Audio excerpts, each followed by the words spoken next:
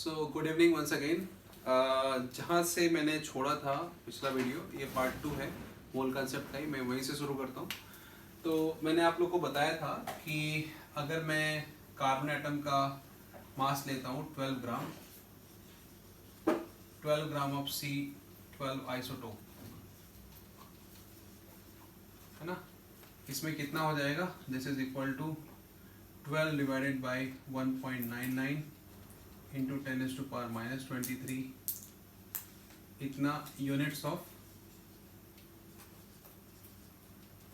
C12 atom, है ना। यहां से मैंने छोड़ा था कि अगर आप 12 ग्राम ऑफ C12 आइसोटोप लेते हैं तो इसमें इतने यूनिट्स होंगे, है ना। अगर आप इसे सिंप्लीफाई करेंगे तो you will get 6.022 into 10⁻23 units of C12 atom.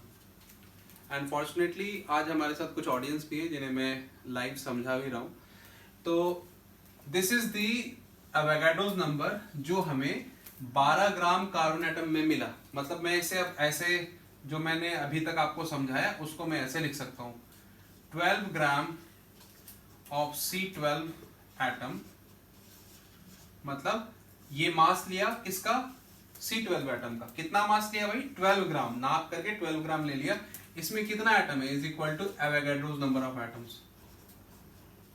मतलब अब एक हम लोग सिंप्लीफाई कर लेंगे, इतना C12 एटम्स इसके अंदर प्रेजेंट है। अगर हम 6 ग्राम ले लेते, ये एक छोटा सा रूल हो गया। मतलब अगर मैं ये कंक्लूजन जो हमने विड्रॉ किया, रूल क्या हो जाएगा? अगर मैं ग्राम एटॉमिक मास के बराबर अगर मैं कोई एटम ले लेता हूं, जिस एटम का मास जितना है उतना ही ग्राम अगर मैं ले लूं, जैसे मान लो नाइट्रोजन की बात हो रही, तो नाइट्रोजन का एटॉमिक मास कितना है? 14। तो अगर मैं 14 ग्राम ले लेता हूं तो उसमें कितने एटम्स होंगे? नाइट्रोजन का 14, मतलब एवोगाड्रोस नंबर ऑफ एटम होंगे।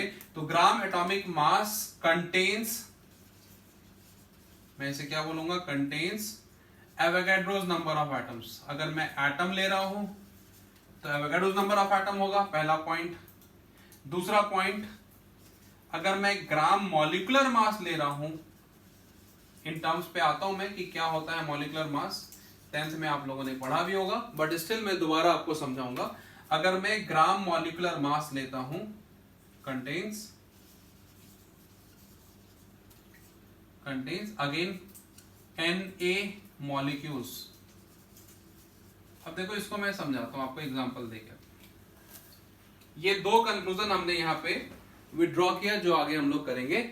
तो अगर मैं इस पे न्यूमेरिकल्स आपको बनाने बोल दूं, इस पे न्यूमेरिकल्स अगर मैं बनाऊं, n नंबर ऑफ न्यूमेरिकल्स बनाए जा सकते हैं, बट मैं आपको यहां पे एक छोटा सा एग्जांपल दे रहा हूं, ठीक है। Calculate the number of atoms present in 10 gram of H2, है ना। मैं इसे यहीं पे लिख देता हूं, 10 ग्राम ऑफ H2। अब हमारा क्वेश्चन है 10 ग्राम ऑफ H2 में कितने एटम्स प्रेजेंट है। सबसे पहली बात तो हमें यह समझना होगा, अगर मैं सॉल्यूशन की बात करूं, H2 क्या है? एक मॉलिक्यूल है। H2 is a molecule which is having 2 atoms which is equal to 2 atoms of H, है ना। H के 2 एटम्स किसमें प्रेजेंट है भाई? H2 में प्रेजेंट है ना। तो अगर मैं H2 मॉलिक्यूल बोलता हूं तो इसमें कितने एटम्स हो जाएंगे? 2 एटम्स। अब बात आ रही है मैं H2 का कितना ग्राम ले रहा हूं? 10 ग्राम ले रहा हूं, है ना। तो सबसे पहले हमें यह देखना पड़ेगा, जो मैंने अभी रूल बताए, H2 मॉलिक्यूल है, इस H2 मॉलिक्यूल का मॉलिक्यूलर मास कितना है? H2 मॉलिक्यूल की मॉलिक्यूलर मास ऑफ H2, किसी भी मॉलिक्यूल का मॉलिक्यूलर मास कितना हो जाता है? Atomic mass into atomicity. Atomicity इसकी कितनी है भाई? 2। एटॉमिक मास कितना होता है? 1। हाइड्रोजन का एटॉमिक मास 1 है, एटॉमिसिटी 2 है, तो इसका मॉलिक्यूलर मास हो गया 2 ग्राम। मॉलिक्यूलर मास मैं बोल दूंगा, मतलब इसका एटॉमिक मास हो गया 2 ग्राम, मतलब 1 मोल का मास, मतलब 2 gram of H2 comprise of 6.022 into 10⁻23 भाई 2 ग्राम किसका लिया हमने, मॉलिक्यूल का लिया, तो इतने मॉलिक्यूल प्रेजेंट होंगे, है ना। 2 ग्राम अगर हम H2 का लेंगे तो इतना मॉलिक्यूल प्रेजेंट होगा। अगर मैं एटम्स निकालना है, क्योंकि क्वेश्चन में पूछा जाएगा आपके पास एटम कितने हैं, तो हमें इसको एटम में कन्वर्ट करना पड़ेगा, which is equal to 2 into Avogadro's number, यानी कि 2 इंटू 6.022 इंटू 10⁻23 एटम्स, मतलब 2 ग्राम में इतने एटम्स प्रेजेंट हो गए। तो 1 ग्राम में कितना प्रेजेंट होगा भाई, अगर मैं 1 ग्राम ऑफ H2 लेता हूं विच इज इक्वल टू 2 ग्राम में इतना है, तो 1 ग्राम में कितना हो जाएगा, 2 into Avogadro's number 6.022 into 10⁻23 divided by 2। Simple है, 2 में इतना है तो 1 में कितना होगा, इसका आधा, इसलिए 10 में कितना होगा, multiply by 10। Unitary method use कर रहे हैं हम लोग, है ना। So this is equal to 10 into 2 into 6.022 into 10⁻23 divided by 2। 2 और 2 कैंसिल, 2 और 2 कैंसिल होगा, 10 को मैंने कट कर दिया, 10 रहने देते हैं ऐसे, मल्टीप्लाई करेंगे तो एक पावर बढ़ जाएगा, this is 6.022 into 10⁻24 atoms. This is the answer. हो गई, सिंपल सा मेथड में एक कैलकुलेशन हो गया।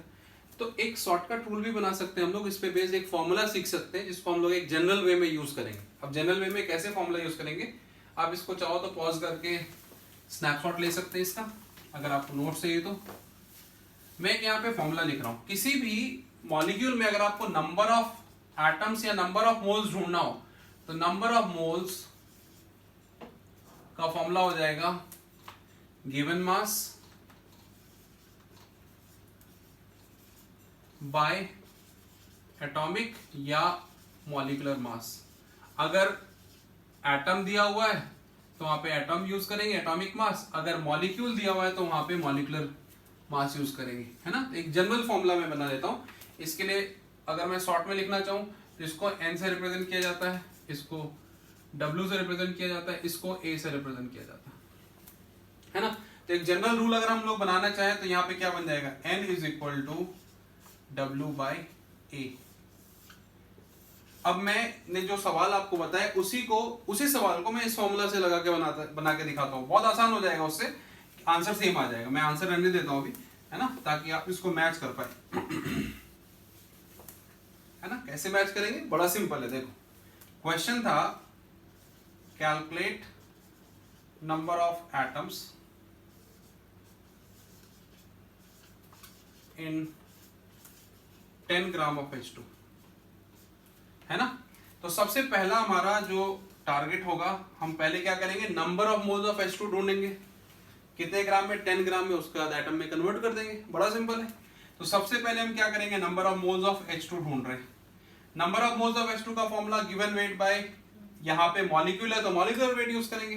गिवन वेट कितना है भाई, 10 डिवाइडेड बाय इसकी molecular weight 2 which is equal to 5 moles, क्या निकल गया ये, मोल्स ऑफ H2, क्योंकि मोल्स ऑफ H2 हमने लिखा है, विच इज इक्वल टू, अगर आप मोल्स ऑफ एटम आपको ढूंढना हो तो क्या करना पड़ेगा, जितनी एटॉमिसिटी उससे मल्टीप्लाई करना पड़ेगा। तो this is equal to 5 into 10 moles of H,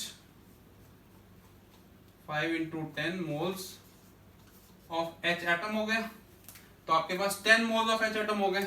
now 10 moles is equal to, एक मोल में कितना होता है, एवोगाड्रोस नंबर, तो 10 मोल में 6.022 इंटू 10⁻23 मल्टीप्लाई बाय 10 करना पड़ेगा, which is equal to same number 6.022 into 10⁻24। So this is the answer, जो कि आपको पहले मिला था। तो ये एक शॉर्टकट मेथड है जिससे कि आप कभी भी मोल्स ढूंढ सकते हैं। मैं आपको और भी शॉर्टकट मेथड बताऊंगा, बट यहाँ तक मैंने आपको मोल्स कहाँ से आया, मोल्स की ऑरिजिन क्या थी, मोल्स हम कैसे अप्लाई करते हैं, मोल्स का मतलब क्या होता है, मोल्स आप किसी के लिए भी यूज कर सकते हो। अगर आप 1 मोल ऑफ एटम बोलते हैं, इसका मतलब है Avogadro's number of atom. 1 mole of molecule अगर आप कहते हो तो Avogadro's number of molecule. 1 mole of pen कहते हैं तो इसका मतलब Avogadro's number of pen. 1 mole of person कहते हैं, कहीं पे अगर झुंड है, जनता कुछ खड़ी है तो हम कह सकते हैं अगर 1 मोल वहां पे जनता खड़ी है, इसका मतलब एवोगाड्रोस नंबर ऑफ जनता खड़ी है।